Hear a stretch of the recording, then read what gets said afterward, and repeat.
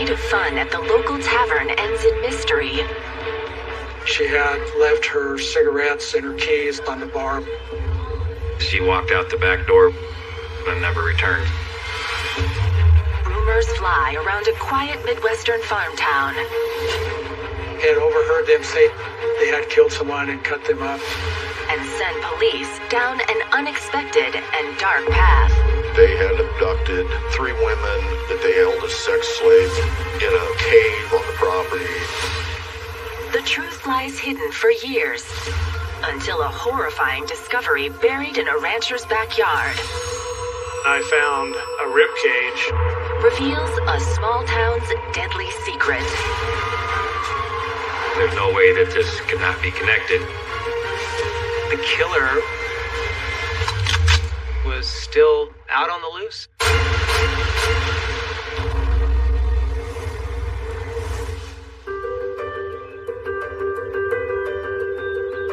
The tiny farm town of Ord sits on the eastern edge of the Nebraska Sandhills, a vast stretch of rolling dunes that meet the Great Plains.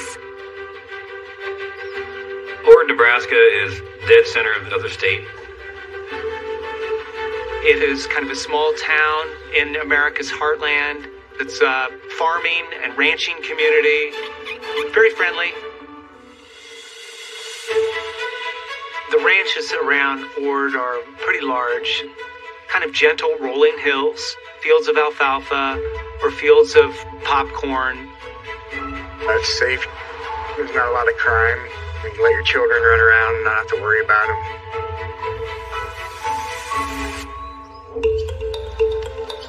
On a beautiful spring afternoon, Dieta Pateska and her children are out picking up discarded bottles and cans to recycle for pocket money.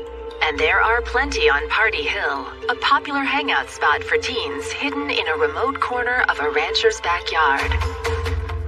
Party Hill was well known back then. Kind of a known drinking spot for underage teenagers. As Dee Petzka and her children were out, they found something in the road. Initially, she thought it was a ball or something that had become deflated. But when she looked at it closer, it looked like bones. She made an X where she had found it and then called law enforcement. They determined that it was a piece of a human skull.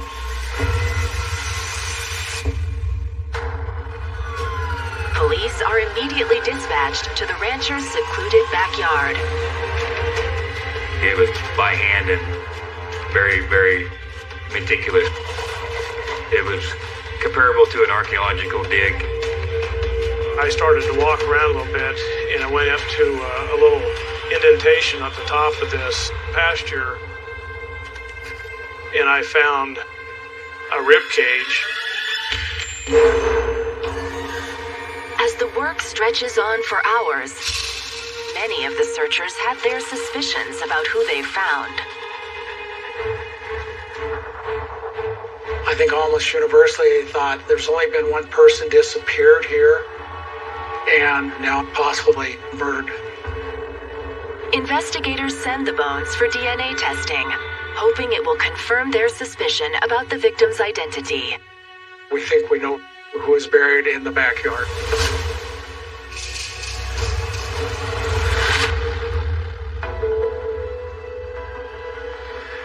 The Someplace Else Tavern is where the people can go for a meal, a drink or two, socialize. Bar, it was a pretty busy place back then. It was a bar, so of course you got your scuffles here once in a while. But usually everybody got along with everybody. The Someplace Else Tavern is like a second living room for much of the tiny community in Ord. On most nights, that's where you'll find Charlene Whitefoot and Kathy Beard. Charlene was the bar manager, and Kathy Beard worked as a part-time waitress at the Someplace Else Tavern. Charlene and Kathy were very good friends. I would call them best friends. I've known Kathy for a long time. I remember when my mom, Charlene, bartended, it seemed like Kathy was always sitting at the end of the bar. Kathy just always had a smile on her face. Kathy was kind of social and really enjoyed her friends. On a warm spring evening, Kathy heads to the Someplace Else Tavern. This happened to be Kathy's night off, but she, went down to the bar to see her friends. She had talked to several people in the bar, including Charlene Whitefoot. This was a safe place to her. She was very familiar with the people there. But at closing time, Charlene, who has been tending bar all night, realizes that Kathy is suddenly nowhere to be found. Charlene noted that Kathy had left her cigarettes and her keys and some other items on the bar, which she felt was very unusual. Kathy lived with her mother, Vanetta. They were very close. But Vanetta hasn't seen or heard from Kathy since she left earlier that evening to head for the bar. Charlene became worried about Kathy and called in a missing persons in the bar that night. Police don't really get involved until a person has been missing for more than 24 hours.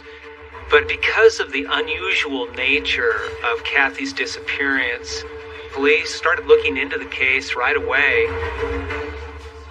When somebody leaves their stuff unattended, that is a kind of a sign of maybe something went wrong.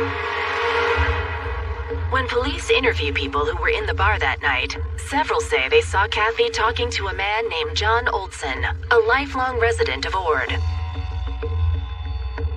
John Olson and Kathy Beard did know each other. I think Kathy considered him somewhat of a friend. They were all sitting at a table when John got up from the table and walked over and started talking to Kathy, who was standing at the jukebox. They had some type of a discussion and at some point went out the back door into the alley. When the detectives visit John Olson to ask him what happened in the alley behind the bar, he readily admits that he was trying to hit on Kathy. John wanted to be with Kathy. He attempted to have a relationship with her, but she refused. She said, I see you as a friend, but, not in the way you're talking. John tells the investigators that while he and Kathy were talking, a pickup truck pulled into the alley. The passenger door opened up, and Kathy entered the vehicle, and the door closed. John claims he didn't recognize the men, but he did catch part of the truck's license plate as it drove off. He thought it had 88 county plates, and he couldn't get the rest of the numbers. An 88 county license, which would be Luke County, and it would be about 31 miles from Ord. John tells the police Kathy seemed to willingly go off with the two men. He said he felt rebuffed and ashamed, so he got in his pickup and drove home and took a shower. His dad said John was in the shower at the time he got home, and basically backed John's story. John Olson isn't the only one who tells police he saw Kathy get into an unidentified pickup truck behind the bar. Jerome Mokalviak came forward. He had seen a pickup in the alley. Jerome basically stated that through the back door of window of the bar, he saw Kathy Beard walk away from John and get into this other 88 county pickup. He basically corroborated John's story. Investigators now have two witnesses who claim to have seen Kathy getting into a pickup truck behind the bar. Kathy left with someone and did not return of her own accord. To find Kathy, we need to find the truck. So officers are trying to see if they could locate a pickup that would match that description. We were asking anyone that may have witnessed anything to do with this Loup County vehicle to come forward. As time went by, it was becoming fairly certain that something serious happened to Kathy. She could be in real trouble, so it was quite urgent to getting her located. He was pursuing a sexual fantasy. The man who was soliciting sex could have killed her himself. He was the last person to see her alive.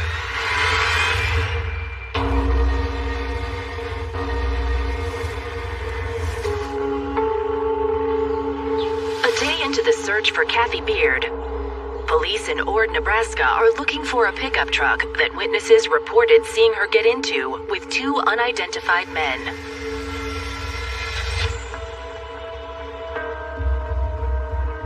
They did a search of Department Motor Vehicle records for any and all 88 county pickups that were licensed that fit that description. They were able to look at all of the vehicles that were registered and could not find one that matched the color and description that was provided by both Wachowiak and John. Police wonder, could John or Jerome have gotten the plate or color of the pickup truck wrong? Alcohol affects the way you think. John and Jerome would have had enough to drink that they would have probably not seen the things the same way as if they were sober. Since John was the last person to see Kathy that night, the detectives go back to him to see if his memory has become any clearer. But his story is unchanged. To prove he's not hiding anything from them, he agrees to let the police search his pickup truck. Law enforcement collected whatever samples they could find. Then everything came back with that there was no DNA trace that belonged to Kathy. Crime is rare in a tiny town like Ord, but as police search for Kathy, they find themselves in the middle of two big investigations. On the same night, Kathy Beard becomes a missing person. There was an armed robbery at a motel. There's no way that this cannot be connected, because what's the chances of an armed robbery in Ord, Nebraska? The same night a woman comes up missing. The robbery victim is a businessman visiting from Colorado. He tells police about two men he met in a local bar. He was in town as a popcorn seed salesman. He said they started drinking together and he had a lot of cash on him.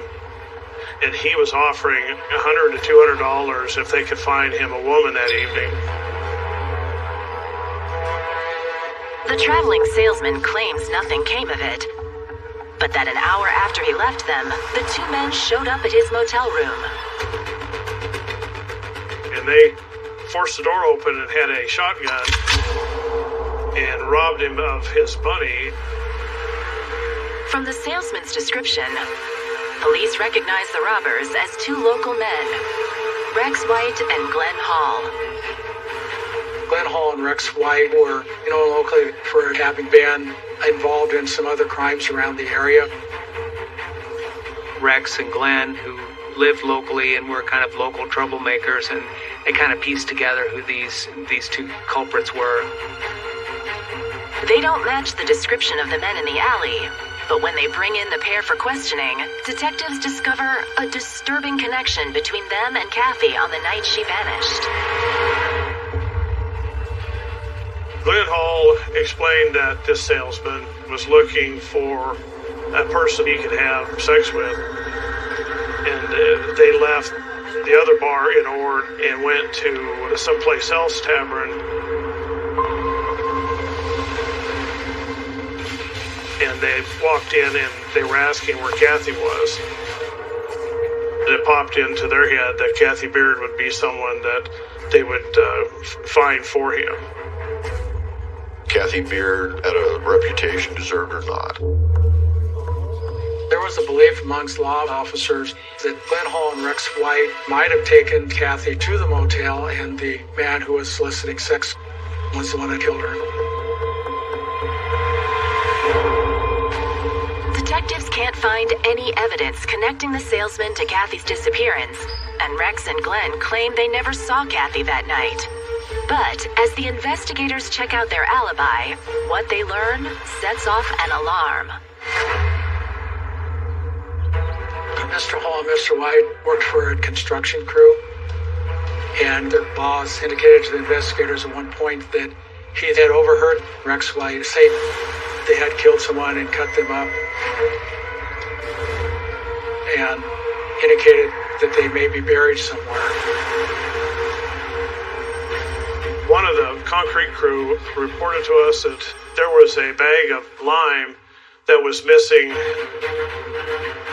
It's a disturbing discovery. The detectives know lime is often used by killers to try to hide evidence of their crime. Lime is basically used to keep the odor and the decomposition attraction for bugs to a minimum. The crew just had a hole dug. They poured the concrete the next day. We had to search the job site where they were pouring a concrete pad. Kathy Beard may be buried under a slab of concrete.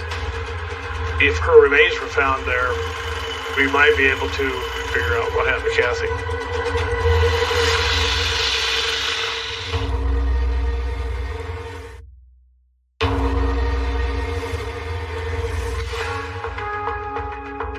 A week after Kathy Beard vanishes in Ord, Nebraska, police are searching a nearby construction site where the foreman has told them he overheard an employee named Rex White brag about killing her.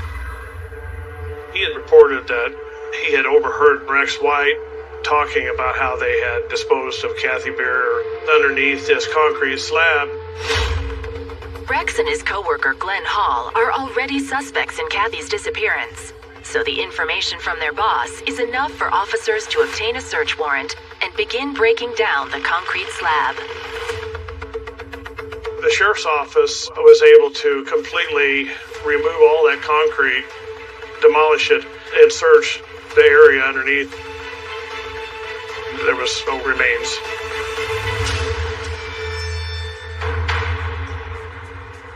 It's a disappointment, but it doesn't remove suspicion from Rex White and Glenn Hall. We later found out they had stolen a boat. There was rumors of her being thrown in the lake, and it dredged Erickson Lake. But they didn't find anything. That did not clear Mr. Hall and Mr. White as suspects. It was always in the back of everybody's mind, hey, what happened to Kathy? I was 12 years old when she disappeared, and I just wanted her to be found alive and okay. After she disappeared, Kathy's mother became more homebound. She did think about it a lot. She really needed to know what happened to her daughter. The family was heartbroken. No arrests had been made.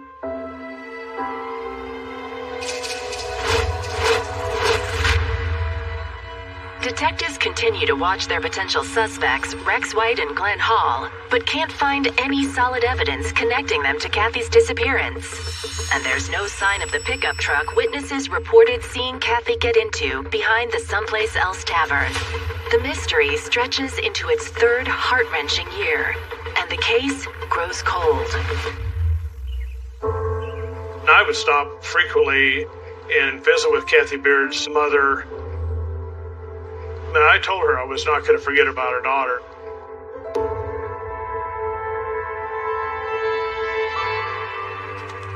Then, a woman walking with her children makes a horrifying discovery in a secluded corner of a rancher's backyard.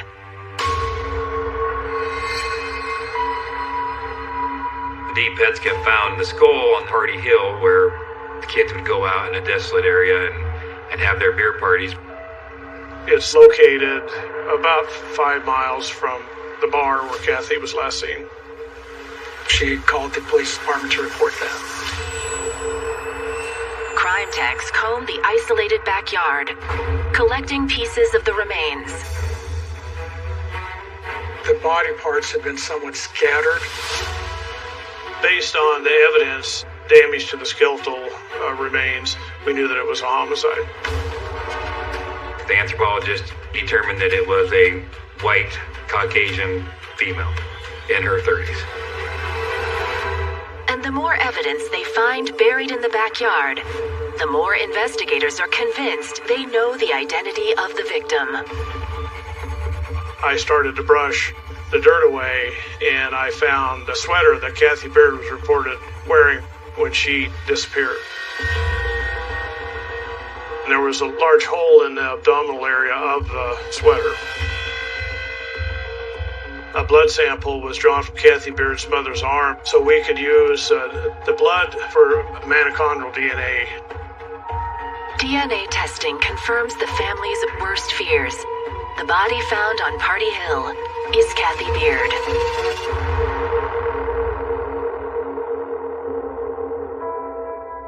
It was an emotional, tearful event.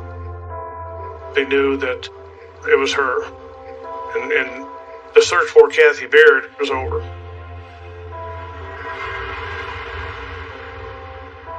My mom come home and she was crying. She told me that they had found Kathy.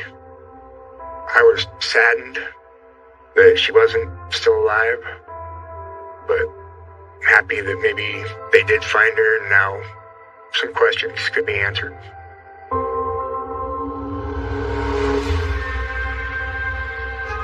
Kathy Beard's death was a homicide, and she suffered both blunt force trauma and sharp force trauma.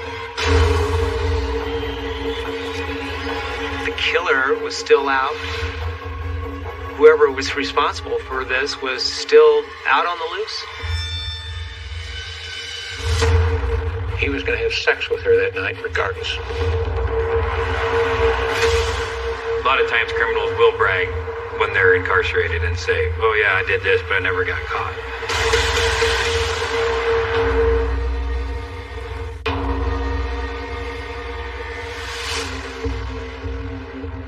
3 years after she vanished from a bar in Ord, Nebraska, Kathy Beard's remains have been found buried in a rancher's backyard, and a homicide investigation is underway. The ranch owners cooperated fully with law enforcement in this investigation. There was no connection to Kathy Beard. In Ord, it's quite possible that a body could be buried in this backyard for quite a long time and nobody noticed it because the land is so vast.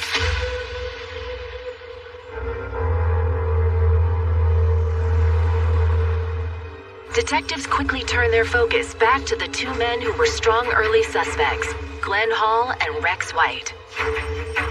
Mr. Hall and Mr. White had actually been to the someplace else tavern looking for Kathy Beard. People at the bar overheard him questioning, "Where's Kathy?" And the next thing that was reported was Kathy's disappearance.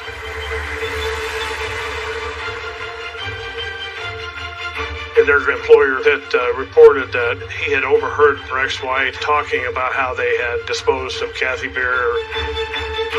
But the new investigation can't turn up any evidence connecting them to Kathy's murder. Mr. Hall and Mr. White had taken a polygraph, and turned out the polygraph came up negative. Basically, we feel that Rex White is trying to sound tough and intimidate people. As far as being suspects, they were discredited and disproved.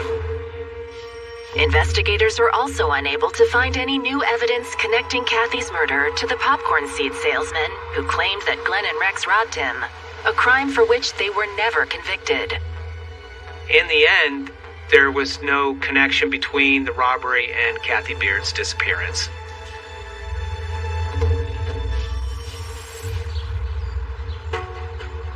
With their strongest potential suspects ruled out, the detectives go back to the witnesses who were in the bar the night Kathy vanished. That includes John Oldson, the last person to report seeing Kathy. They're stunned to discover that John is in jail, awaiting arraignment on sexual assault charges. John had been arrested for sexually assaulting a clerk at a gas station in Burwell. When she left work, John had grabbed her, had forced her to the ground, lifted her shirt, rubbed her stomach, and she had tried to fight him off, and once he did that, he turned and left. The sexual assault charge raises red flags. But when detectives interview John in jail about what happened the night Kathy disappeared 3 years ago, his story doesn't change.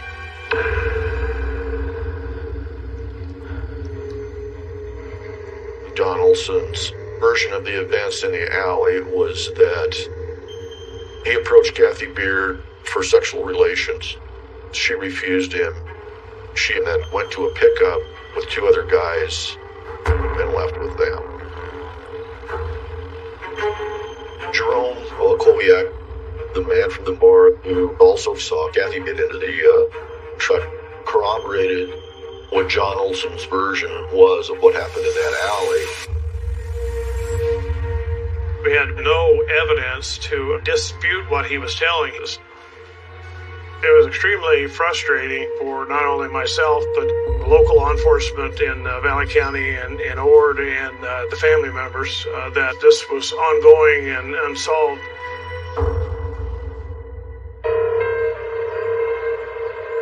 In 2004, 5 years after Kathy vanished, her mother Vanita passes away, never knowing who is responsible for her daughter's murder.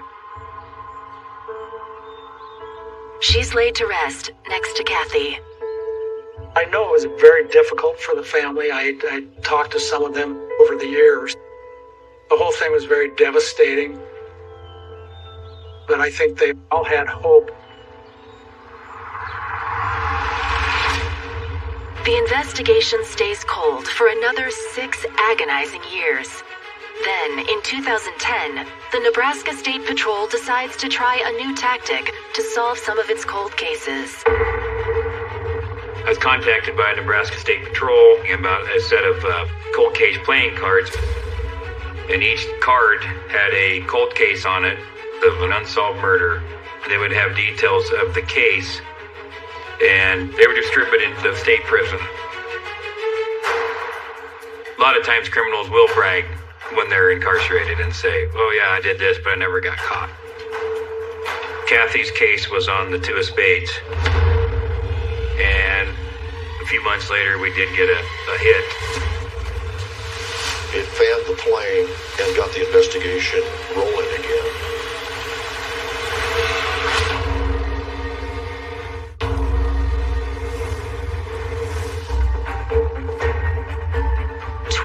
Years after Kathy Beard disappeared from a bar in Ord, Nebraska, there's a new lead.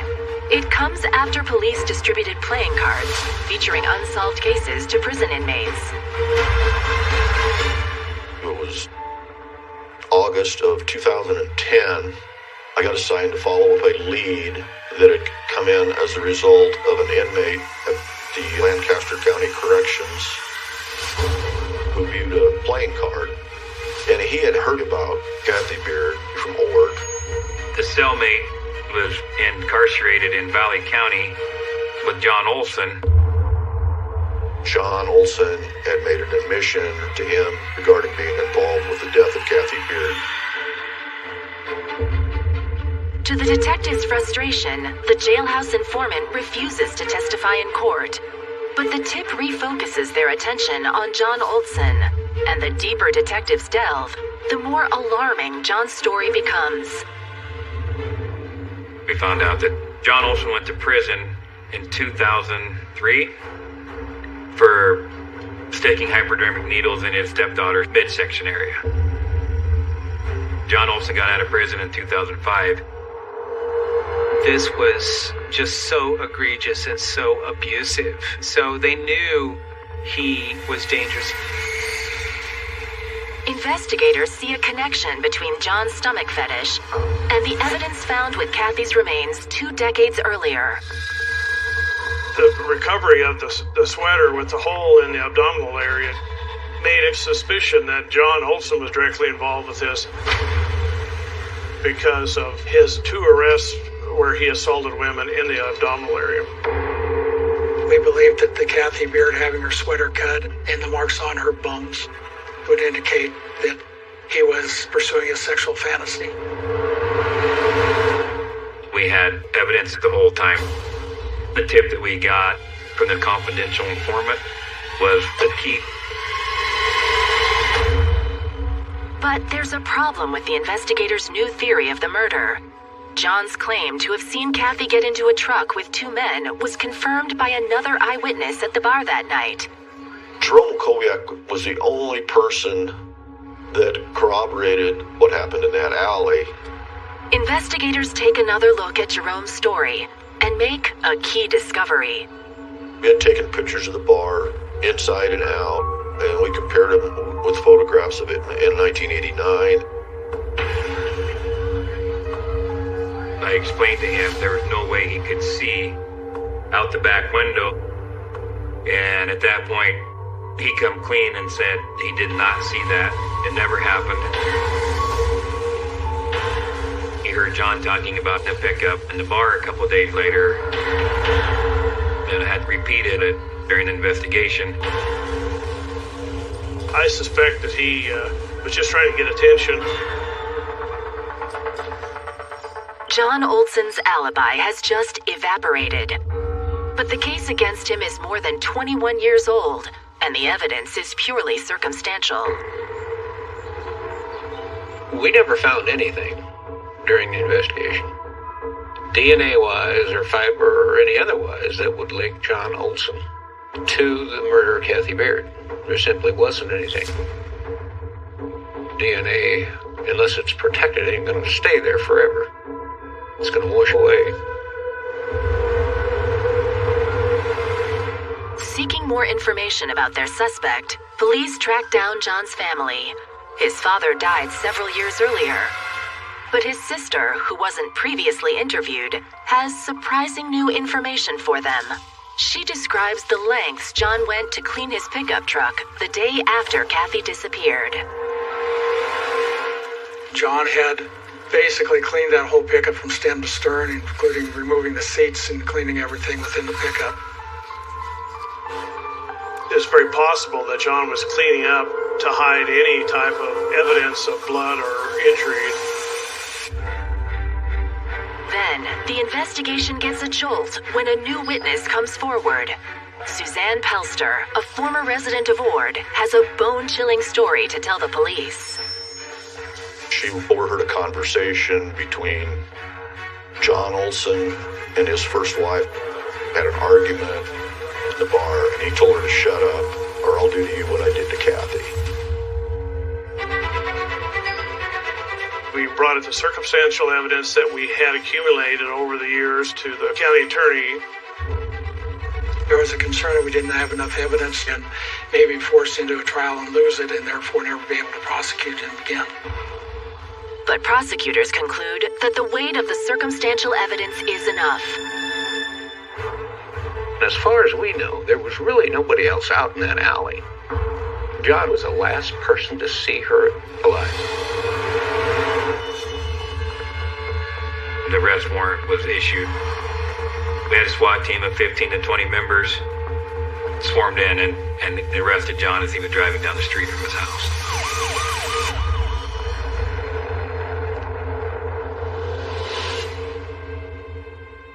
He acted like he had been expecting it for some time. I called Mary Kirby, Kathy's sister, and I told her, hey, we got John in custody. She just said thank you. My mom, she was relieved that he finally got caught, and she was glad it was finally coming to an end, that they would bring justice for Kathy. A trial date is set for March 2012. But as prosecutors get ready, John Olson's mother makes a stunning announcement. She claims the post office has delivered an envelope to her with no return address, containing proof that her son did not kill Kathy Beard.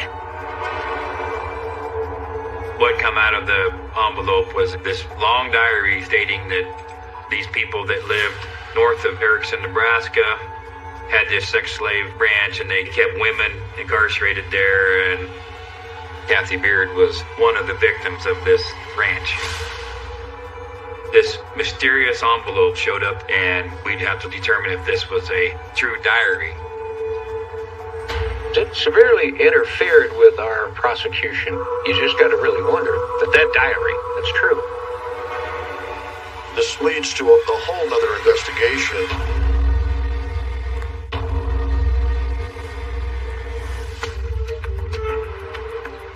On the eve of John Olson's murder trial, an anonymous letter containing diary pages threatens to upend the prosecution's case. Its author claims Kathy Beard was held captive on a ranch 22 miles north of her hometown of Ord, Nebraska. This so-called diary indicates that this rancher, Mr. Backus, and his wife had abducted 3 women that they held as sex slaves and eventually killed them, one of which was allegedly Kathy Beard. These women were supposedly kept in a cave on the property. Police rushed to search the ranch property and learn Wetzel Backus died several years earlier. But detectives interview his widow, Jean, who's now in her 80s. They took her deposition. She was a frail old lady.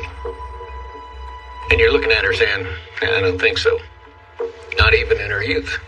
The pages of the diary were handwritten, and the handwriting was not that of Jean Backus. Yet the details of ranch life are specific. The pages of the diary describe the neighbors, the terrain, and so on in relationship to where the Backuses live. A pretty accurate description.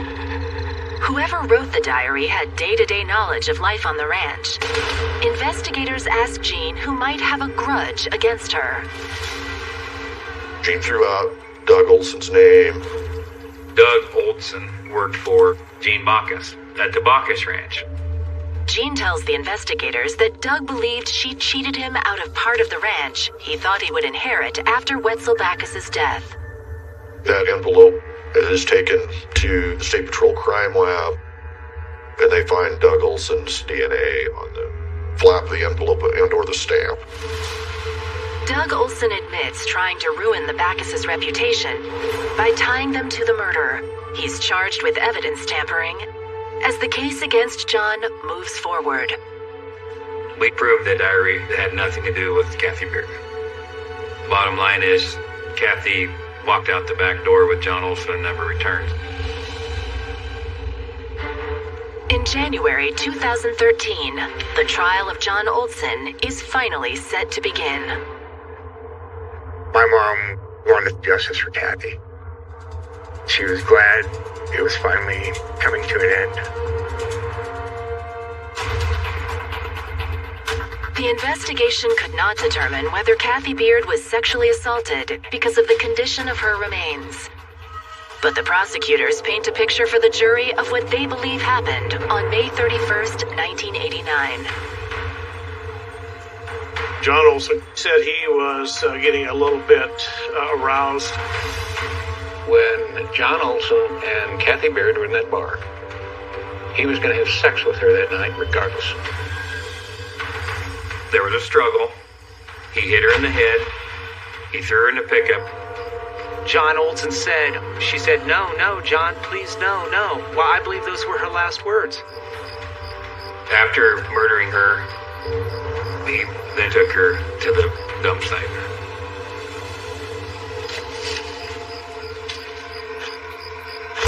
He disposed of Kathy's body. He felt safe that she would never be found because Party Hill was a remote area, and law enforcement was not typically driving by that location.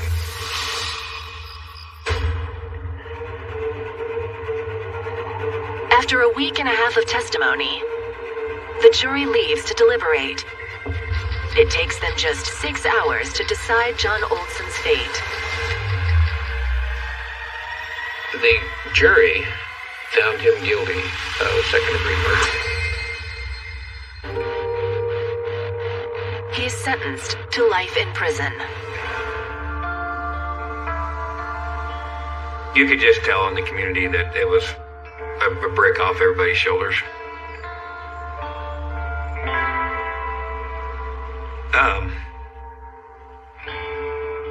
And to get justice for Kathy was what everybody wanted. And that was our goal, and that's what we got.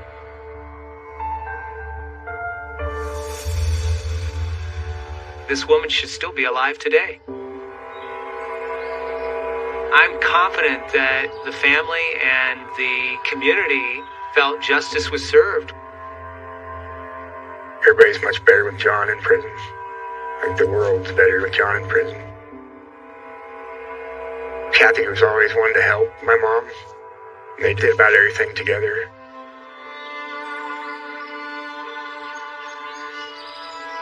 My mom wanted Kathy to be remembered as a good, kind person.